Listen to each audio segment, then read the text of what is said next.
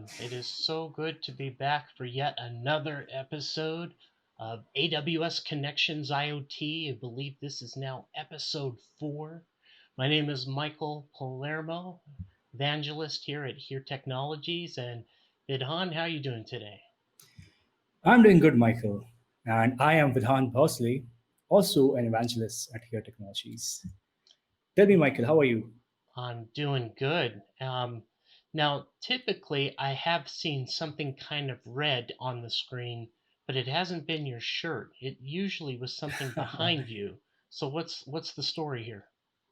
So I changed the curtain. Like my mom came upstairs and uh, she saw the room and she asked me to change the curtain. So I changed the curtain, and yeah, and I made a shirt or T-shirt out of it. No, that's not right. I'm just wearing a red T-shirt instead of a red curtain behind me. So yeah, Yeah, that is different. But good. You got kind of a new look going on. That's pretty cool. yeah. Uh, so you know, with everything that's going on in the world, I know things are kind of on the increase a little. Whoops, just knocked.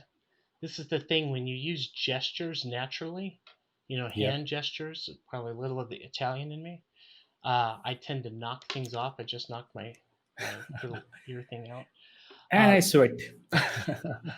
but I was gonna say, things are on the rise a little bit. Sadly, here in the U.S., how's it out there in Mhm. India?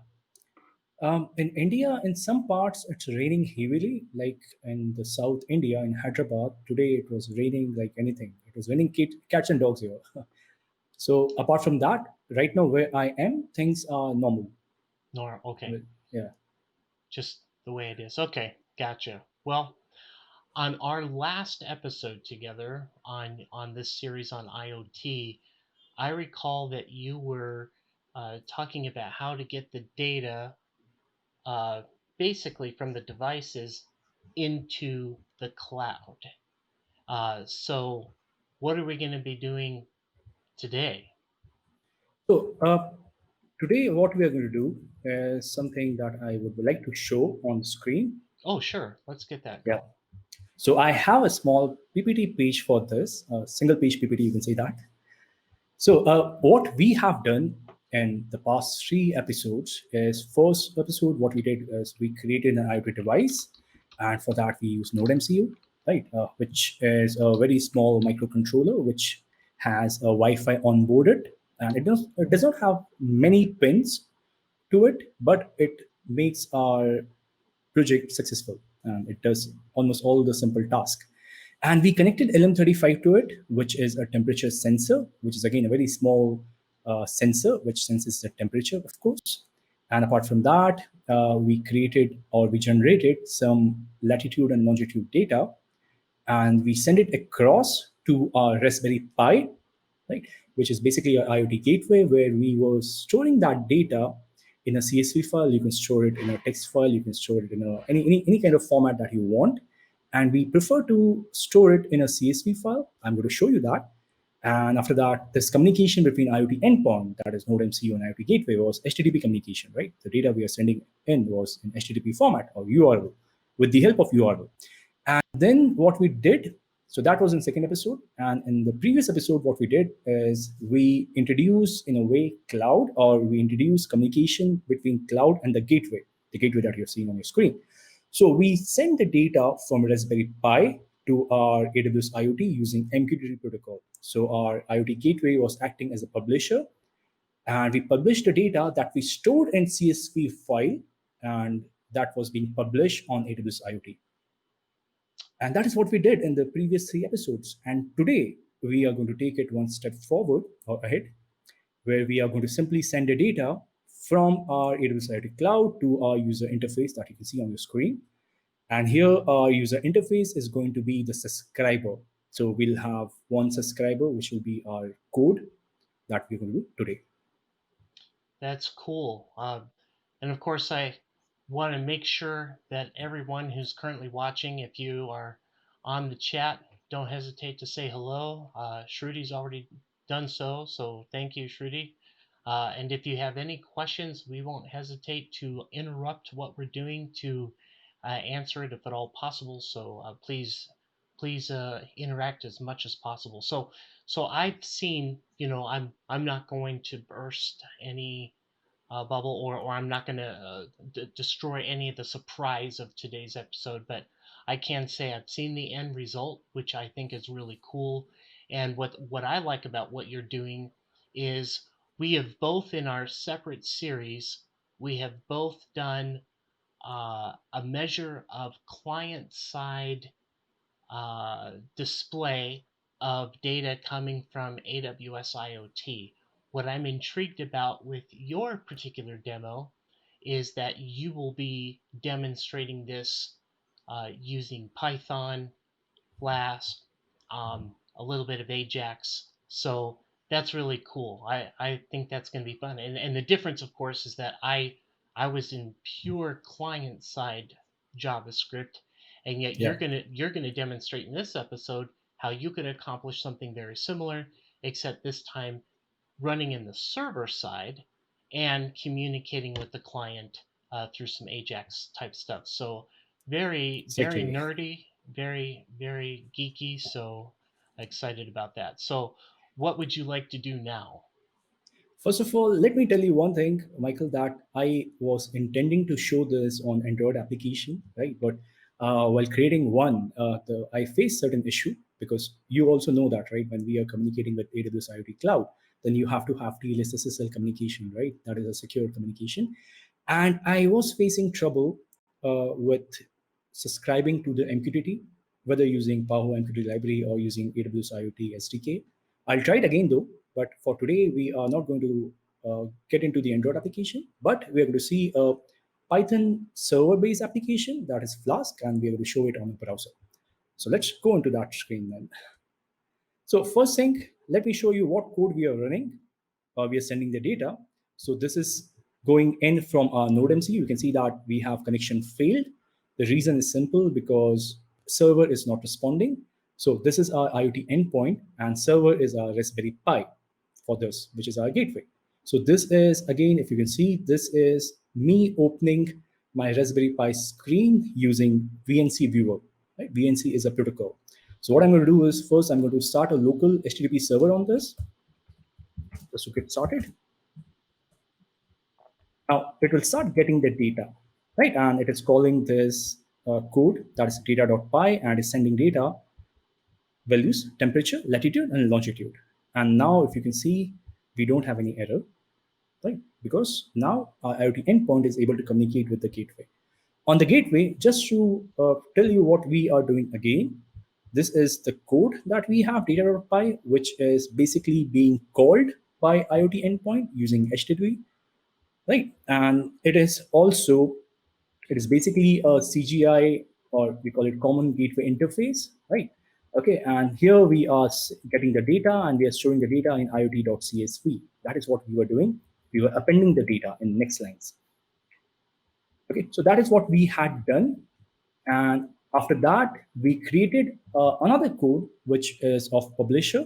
So we have one server running, right, which is basically your HTTP server, and we are getting the data from IoT device on Raspberry Pi. We are storing it in CSV file.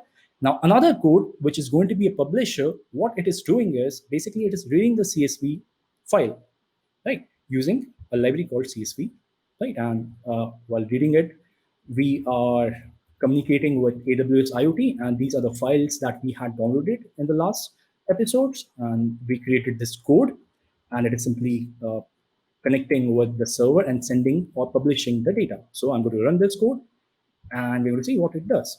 So you're going to get connection result, return result 0. That means that connection is established. Now I'm going to go to AWS, and I'm going to refresh it. Now here we are simply going to test if our data is coming through on this AWS IoT dashboard. Right. So we have to go click on test. Test is open. Let's wait for, okay. So it's still loading for me. And while Okay. that's loading, I think it's Mhm. important to note that one of the last lines of code on your previous screen which was publishing, uh, that that was giving us the clue as to what we need to subscribe to, because it says there IoT, and that is your Exactly. topic. Yes, Michael, you're absolutely right. So this is what we are going to subscribe to. The Right. topic name, I've kept it simple as IoT because that is what we are working on, right? Sure. So let's go back to our browser and I'm going to subscribe to IoT. Hmm. Click on subscribe and we should get the stream of data. Now, this is data that we are getting. Yeah.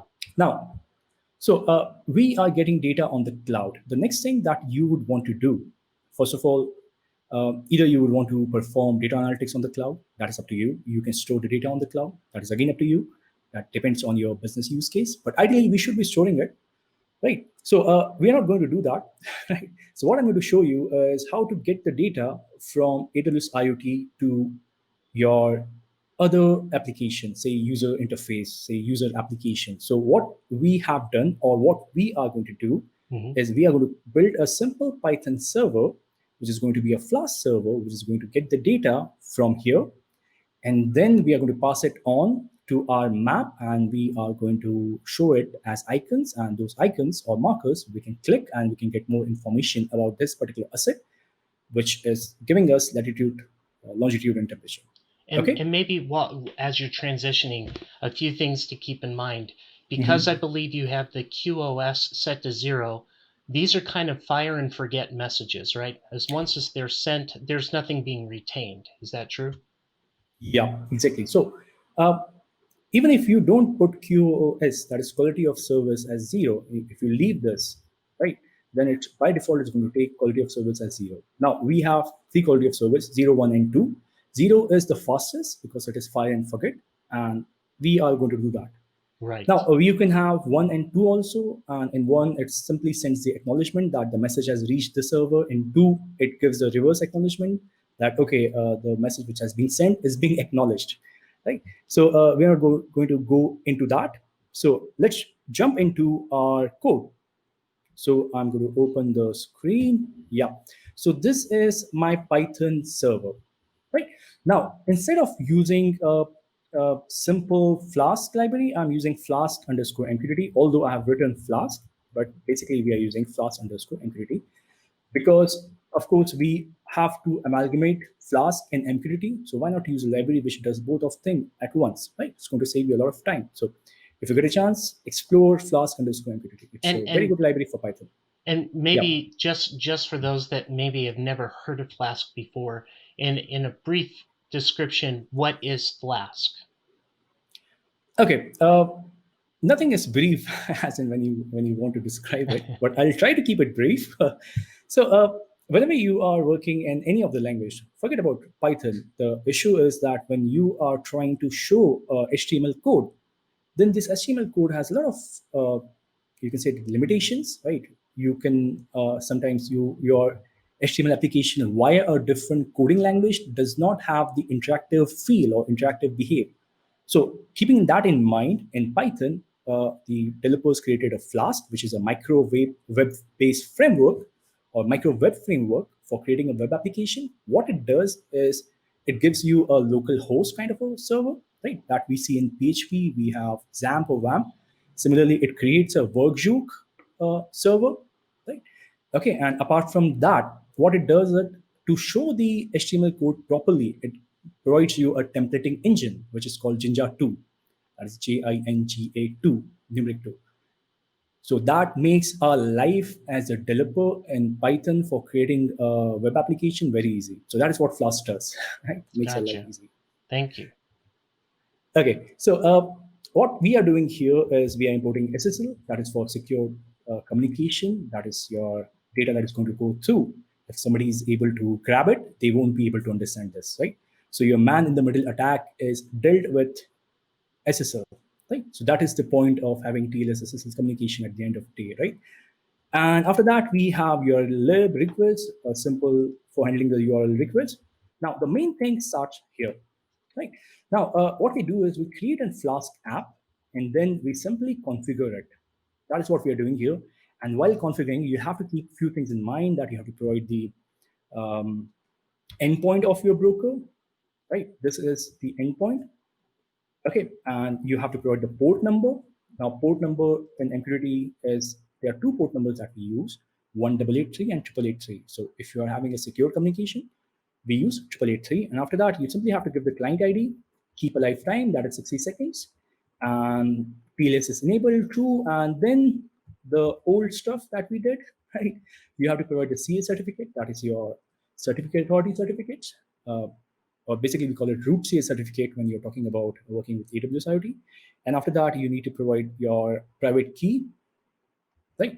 That is your private key. And then you have to provide your server certificate. This is your aws.ser.pm.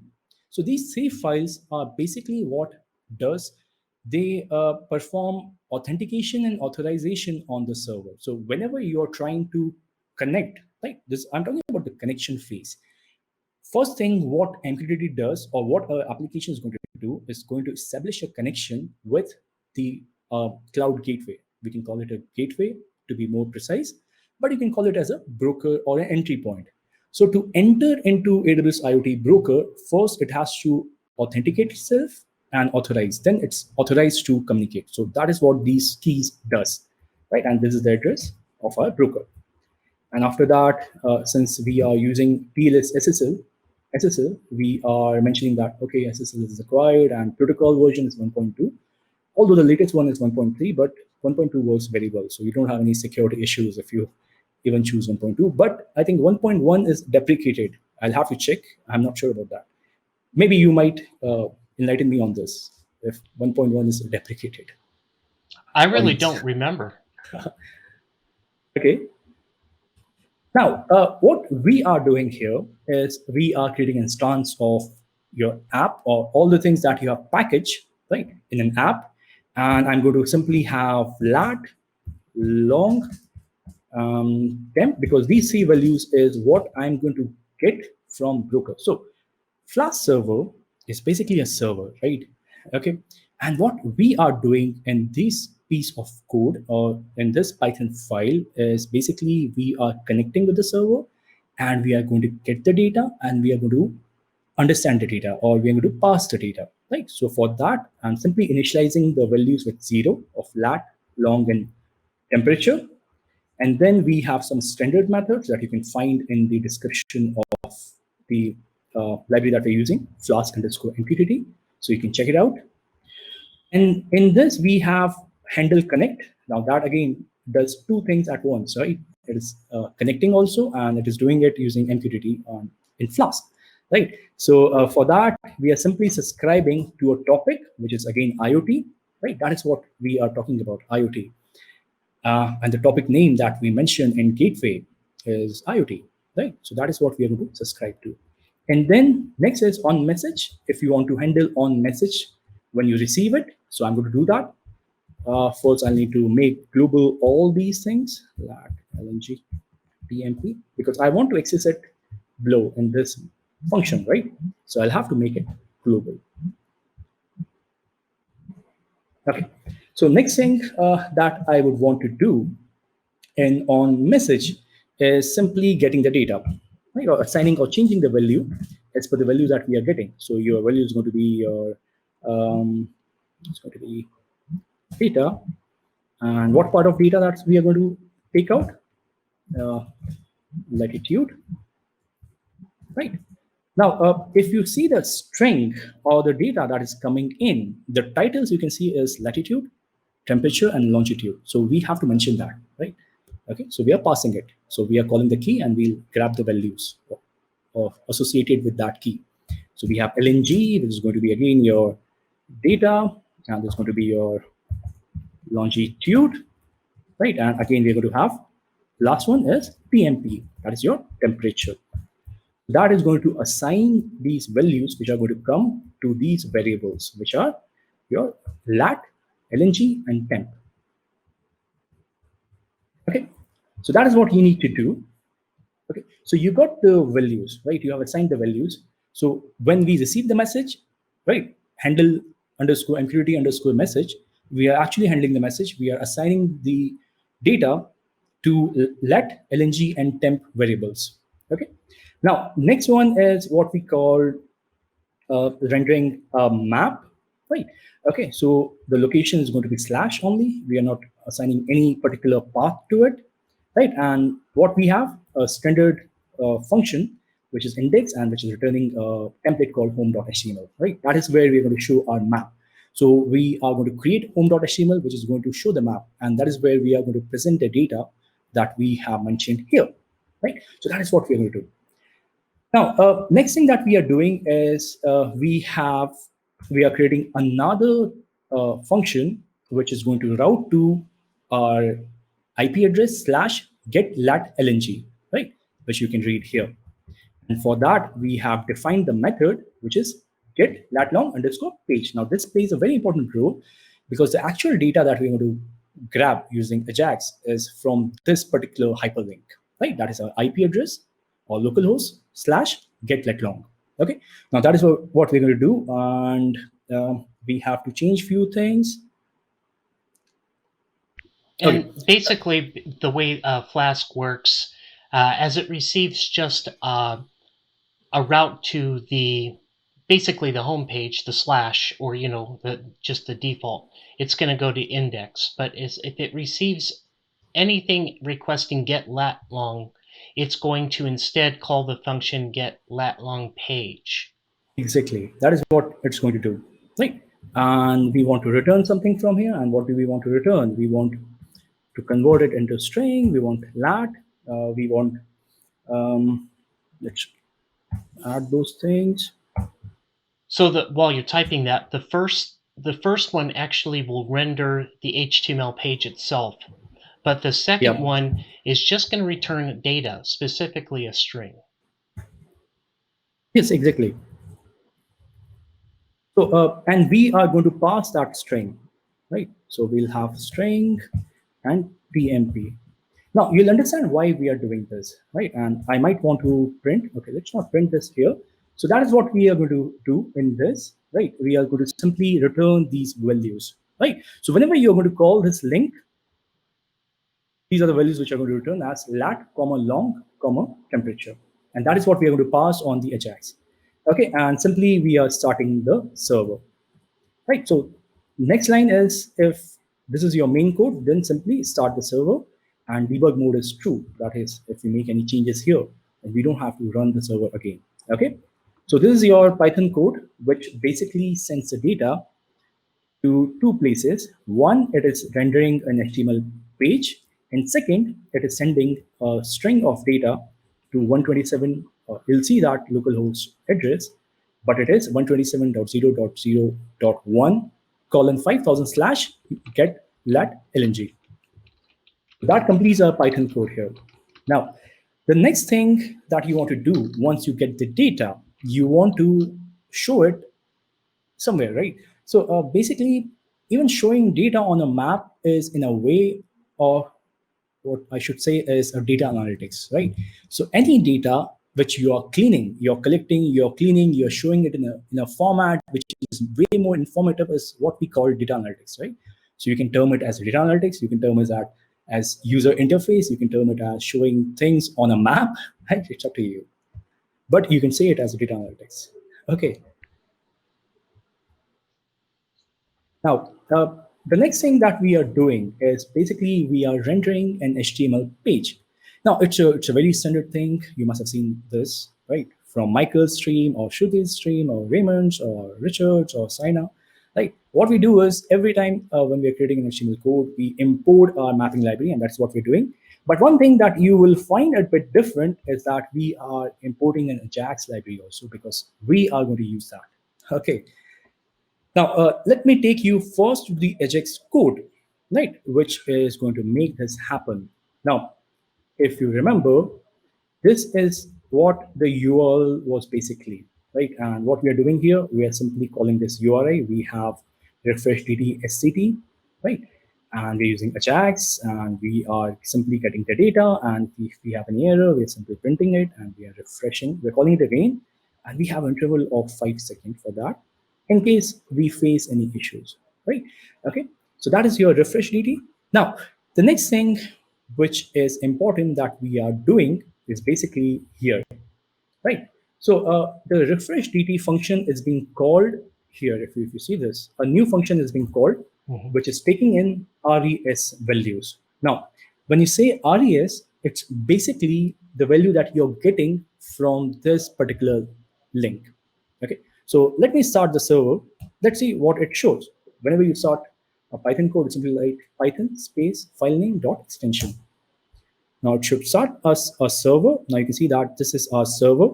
So I'm going to start it and refresh it. You might not see anything here. Okay, it's showing something. Okay, I have a console here. So we have error, but still we are able to see some of the information. Now, if I run slash get let lng, okay, my bad, spelling, you can see that there's nothing happening here, right? We are getting 0, 0, 0, right? Okay, we'll have to check the server. We have to check everything is working fine or not. Make sure of it. Is it refreshing? Okay, it's not showing anything for now. So I'm going to close this and subscribe to the topic again. Let's subscribe to it. Let's see if it's able to subscribe. Okay, if it's not subscribing, then we'll have to check if it's sending. Okay, it quit, right? So I'm going to start it again. And we got return result code. Let's see if the data is coming in here. And yes, it is coming. So it should show on our browser also. So that is the idea. Let me refresh this. Yeah, you'll have to refresh it, right? So because we have not done anything on this, right? The refreshing code basically is what we have built in our VS Code, right? Let me show you. Now, the actual code starts from, let me scroll up here, right? That's your refresh DT, okay? So what it does is basically, if you remember at the bottom, we had called refresh DT with value passed as resource in this method. Now this resource value is mapped as lat long, right? It should be lat long in temperature, but to keep it simple, I kept it as lat long. And then what we're doing is we are simply splitting it, because if you see these values that you have, my bad, the values that you have here, these values are coming in as a string separated by comma, right? All lat long are separated by comma. Let me zoom it a bit. Now you can see it, right? So this is temperature, latitude, and longitude. So we need to split it, right? That is the intention here. And how are we splitting it? A very simple thing we are doing, right? That is one of the very good thing I liked about um, JavaScript. Let me scroll it again. Yeah. Um, yes. So what we can do is first, let's monitor on the console what we are getting, right? That is one thing that we can do. So I'm going to save this and I'm going to go over again here and I'm going to run this. We might not see anything. Let me reduce the size. And let's see on the console. We should be able to see the values. So we are getting the values, but we are getting the errors also. So one task is complete, Michael, that our Python code is able to send the data to our HTML, right, in JavaScript. Can you see it? This is I the data can. that we have. Yes. Now this data is continuously coming in, and that is all thanks to Ajax. Okay. So to be honest, I don't have much knowledge of the Ajax. So somehow I was able to build something out of it, but I am planning to go deeper into it. Okay, so we have that part, right? It's working fine. Now, what we need to do is we need to build around this the map, right? Because we are getting the data, we are able to see it in a console. Right now, we have to plot this data, or we have to convert this data into information and into insight, and insight will be where your particular asset or IoT asset is, right? For that, nothing is better than a map, right? So that is what we are doing here. So for that, we have got a bunch of libraries, and I'm using this, one of the code pattern. I think this belongs to Shruti, right? Okay, this div with box, I took it from her. Thank you, Shruti. And after that, what we are doing is we simply have our API key, right? And we're creating default layer, all our normal thing. And just for anchor, right, I have mentioned as latitude, longitude as fixed because we are going to look at that particular view and then we are going to see the icons popping up around it, right? Okay, and after that, we are simply initializing the map. We are telling what kind of map we want, what is the zoom level we want, and where we want our map to be looking at, right? That is what this is doing.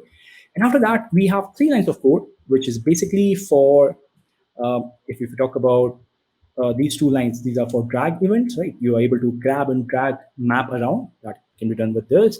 And UI is again for showing different UI on top of our map layer, right? For example, this is simply showing your zoom in, zoom out, and default layer feature changing, right? And then we have icon, right? So these are the basic things that you are required for creating a map with your technologies, right? With an icon. Now, what we need to do is we won't have an icon on a fixed location. We are going to show marker as an image on different locations. So what we need to do is we need to pass all the values into a place or a function which is refreshing itself, right? Okay, and that is what refresh dt function is all about. Should I call it function or should I call it a method? I think it's a method, right? I think you can call it either. I always get In confused between in function in and the method actually. JavaScript world, it's technically a function, but I call them methods too. But yeah, it's a function. So my understanding was that okay, function is something which is predefined as in library, and method is something that you are creating. That is what I understand when I think about function and methods. That's interesting. Yeah. Okay, so let's do one thing. Let's see if we are able to scrap it or if we are able to get the values. Now, once you have this, right? Okay, what it does is split using a comma is basically splitting the values in three parts. And index of first part is 0 and so on. So we have three parts, so its index is going to go till 2. Okay, let's see if we are able to see this. So I'm going to check again. I've simply refreshed it. Okay, so I'm able to segregate the values. So that is another thing that you need to do. You need to have the values segregated so that you can pass it on to get the location, to create a marker, or to show the temperature in an info bubble. Now that is what we're going to do. Now, there are a few lines of codes that I'm going to uncomment. Should I be calling it uncomment? Okay. Oh, these are interesting lines of code, right? So what we're doing is we are simply adding uh, event listener, right? First of all, it should be showing you markers, right? Let me show you those markers. Right now, the image I've kept it as home icon because it looks good, right? And we all are at home. But when you click on this, you won't be able to see anything. So I'm going to refresh this, right, and see what it shows us.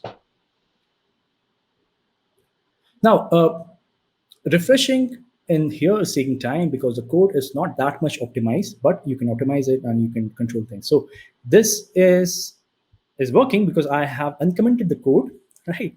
Okay, and ideally you should be only be seeing the icons, right? The home icons everywhere, right? The location that we have randomly generated, the latitude and longitude value, it should be popping up or creating markers everywhere. Now, the values that I gave for this, you can imagine the values. I gave quite a big, quite a heavy. You can see that range, low and high.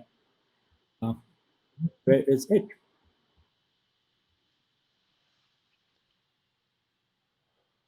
Okay, I've passed it in another code. Just give me a sec. Open recent.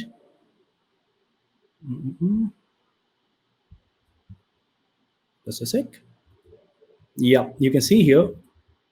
So the values we are generating, latitude is between 12 and 14, and longitude is between 77 and 79. Right? Right. So that is a huge range, It and is. that's why you're able to see it everywhere. In this is South India, right, or south part of India. Okay, now what we are doing in code here, right? So basically, in our refresh DD only, we created or we called an event listener. I think one of the best thing about here maps in JavaScript is that it's quite easy to create a listener, right? Okay, this is how it should be. So we have an event listener where we are simply calling or showing things on a simple tab, right? And what we are doing, we are showing an info bubble, right? And at what location? Because we have longitude at values 1 and latitude at values index 0, we are showing that. And apart from that, as a content, we are showing a temperature value, right? That is what we are doing, only showing a temperature value. Now I should click it, it should show a temperature value. You can see that it is showing you the temperature value, right? Now, you would want to have more information. So, Michael, what more information would you want to see if you have an asset moving around?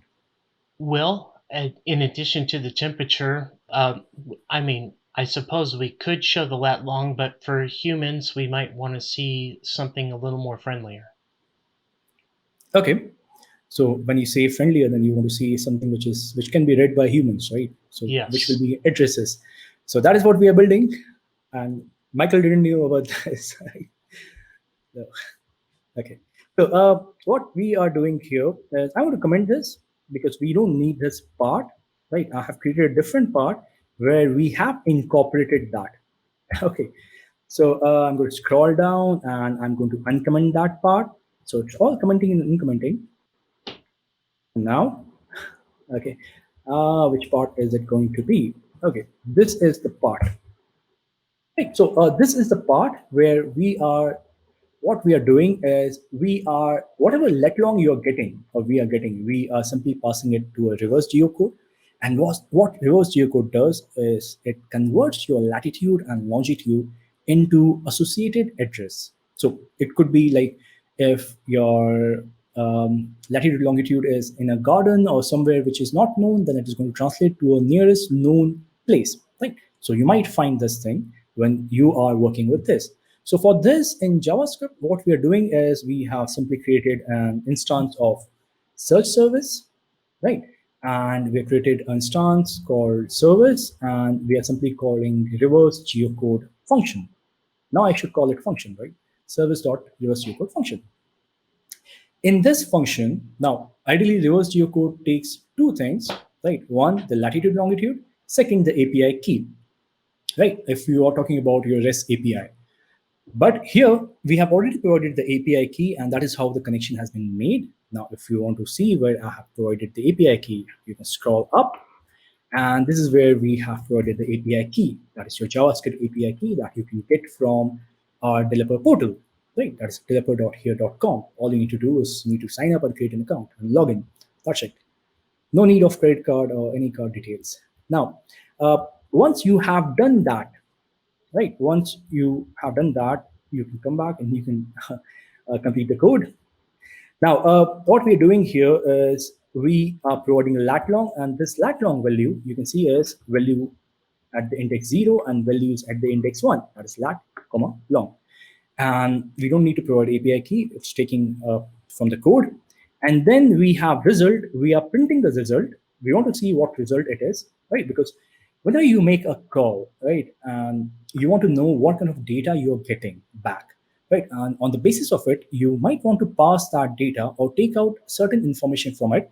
So if you are trying to create a code and if you want to see where the trouble is, you always debug the code, right? And logging is one of the very easy way of debugging the code, right? Okay, so that is what I'm doing here. I'm simply logging the result, right, to see what the values are being returned. And then in a way, we have a loop, you can say that, right, for each where it is going through the items. And for each item, what we are doing is, again, we have created an event listener, that is marker.event listener, that is, it will create a marker. And when you will tap on it, what it's going to do, it's going to open a info bubble, right? And this info bubble will be at item.position, the position that is being acquired from here, this lat long. So this API is going to be called upon, and the response, from response, item.position will be taken up, and the info bubble will be presented on that particular location. And when you click on that info button or info bubble, not button, you are going to see a content, and that content is going to be one, temperature, because of course you want to see the temperature because your IoT endpoint or IoT device is sending the temperature. And the second thing that we are going to show is a simple address. Right? So whatever data we have, we are passing it and we are fetching the address out of it and we are showing it. That is what we are doing. And then we are closing it. That's it. It's that simple, right? Now, let's go back to our screen. I'm going to refresh this. Let's see if the click event work. Any queries, Michael? Nothing in the chat. I'm saving one of my um, questions for you after the demo is complete. Okay. So let's see if we click on this. Now you're getting temperature value with address. Now there's a huge gap. You can change that, right? Uh, Again, you're getting address, location, address, location, temperature, address. Right. So that is what we are doing here, right? So that is our, in a way, our demo, right? And creating or showing the locations with a lot of information coming from IoT device to the user interface. Very good. And so do I hear you correctly that this is the at this point this is the end game, or this is the final demo of this episode? As far as we are concerned with demo, then yes, this is what I was intending to show. But there are a few things that I would like to talk about, right, regarding MQTT and what can be done around this and the use cases that can be built with this. Okay. Sure. Well, I was going to say, if at any point you would let me challenge you on something, it's a friendly challenge. I would Sure, I please. would I would love to see what would happen in your code if Okay. instead of sending a string to that get lat long, because right Okay. now that's what you're sending, a string that you're building, right? Yep. Uh, what would it look like if you actually just returned the variable of data? If you made data something, line 34, it'd be interesting to see what would happen if you just returned line, the data piece. That's a good question, actually. Instead of this, I think I should be able to. Okay, let me do this. Data. Let's make That data. global, Where's right? data? Just a sec. Yeah, I'll have to make the data global. Yeah.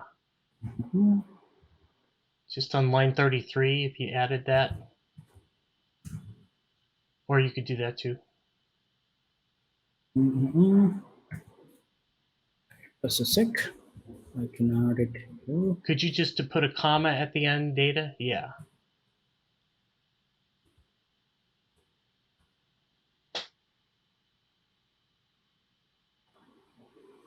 Okay, I'll have to define it here.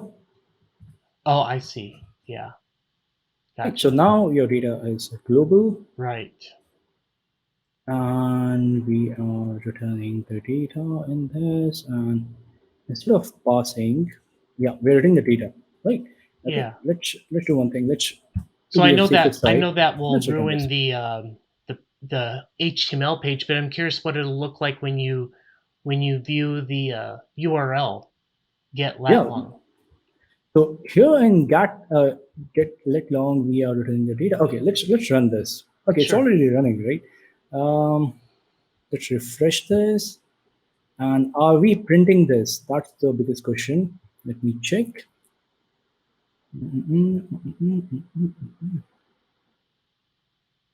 Okay, I'm going to print it in here only somewhere. So this is the data that we are basically getting, right? So what I'm going to do is I'm going to comment Right. these things. So this is basically your lat long only. your data only, Yeah, right? So yeah. this is what we should be seeing on the console. Let's check. So I'll refresh this. You'll get some errors, but I'm just like, what would happen if you were to go to the top and put slash lat get lat long at the top?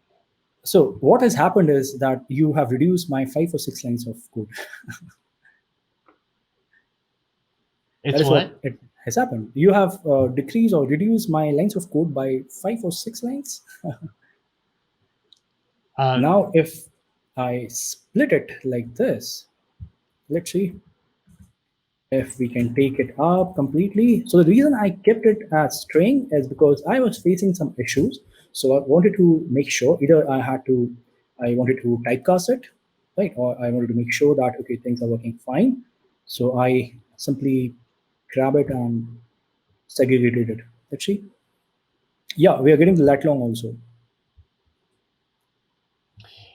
yeah. So the idea here was, I thought that that would return a JSON object, right?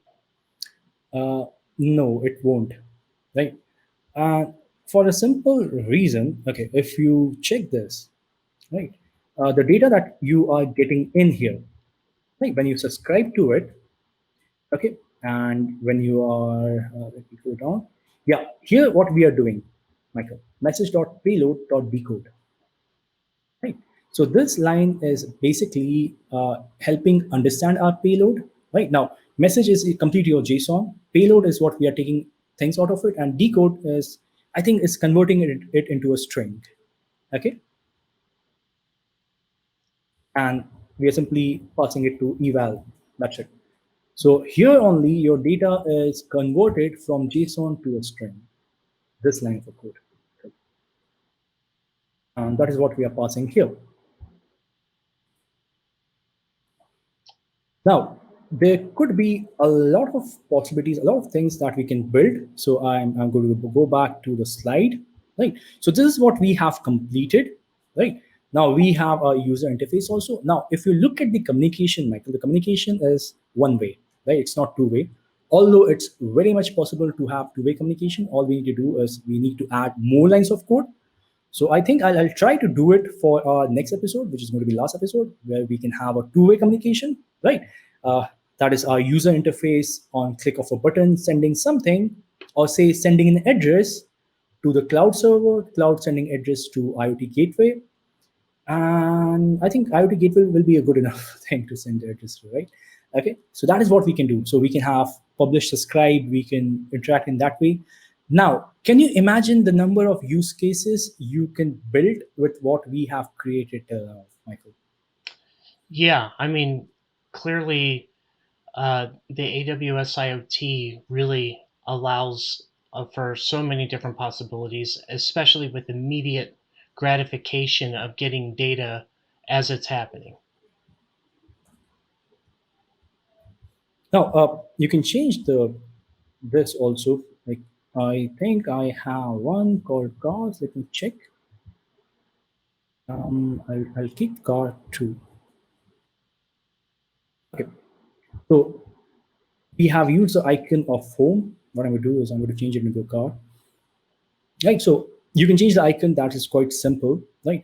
And this can basically change the perspective of your application, right? Now, this is the icon of a car.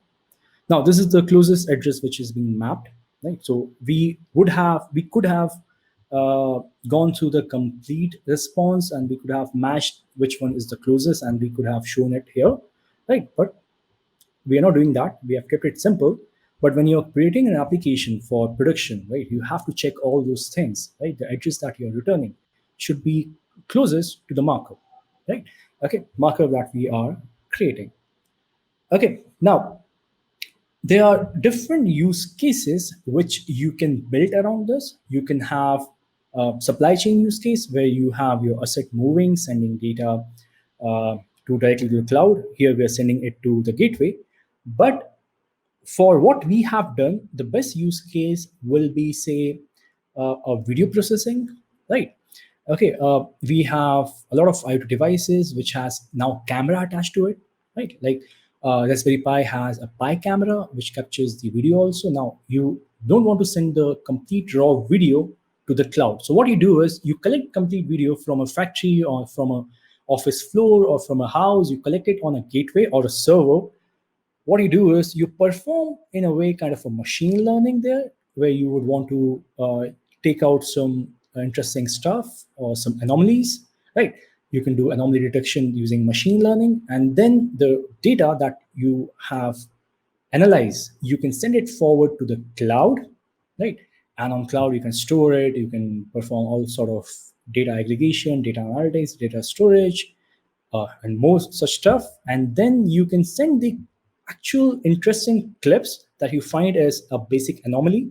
Say something is kept in your house and it changed the position, right? Say you have a camera pointing toward your house, right? In a say a fire metal, right? And you saw that something is moved. So what will happen is a machine learning will be able to differentiate it, and that video will reach on your device with the location and all those things. So there are a lot of use cases that can be done with this. Apart from that, you can have use case of say smart factory, right, where you have a lot of machines, right? Machines, let's say that you are talking about mining industry, right? In mining industry you have huge trucks, huge machines which are huge, right? Humongous actually. And what we do is we cannot afford these machines to go on a 1 day or 2 day or even an hour of repair time, right? So what we do is we put IoT device on it, which monitors the temperature, the pressure, and the vibration, and all those important things like fuel level and friction values that you can get from the amount of heat it is generating and the sound. You can calculate it, and then you are sending it to a local server, that is your gateway. Now, in this case, Raspberry Pi won't do the work, right? You'll have to have a bit powerful server or a gateway that you'll have to create, and on that gateway, you can perform uh, your predictive analysis, right? The predictive analytics is one of the major, you can say that, application or technology which is used in IoT these days. And what happens in predictive analytics is your machines data will be captured, and your machines will be on the basis of data that they have got and the basis of past data that they have captured, the historic data. They pass it to a machine learning algorithm, and they come up with the predictions that your machine will be needing repair, right? Repair or replacement in 6 months. So what now you have a 6 months of time either to correct your machine or to replace your machine. Now you won't lose time, right? And then this data you can send across to the cloud where you can store it, so that anybody, you have hundreds of land minings, right, over the world, anybody can access it, right, over the cloud. And from cloud you want to send it to your business operations, right, the people who are the brain behind the money, right, the business people. And they can simply see that, okay, this particular device at this location, we can see it on a map, right?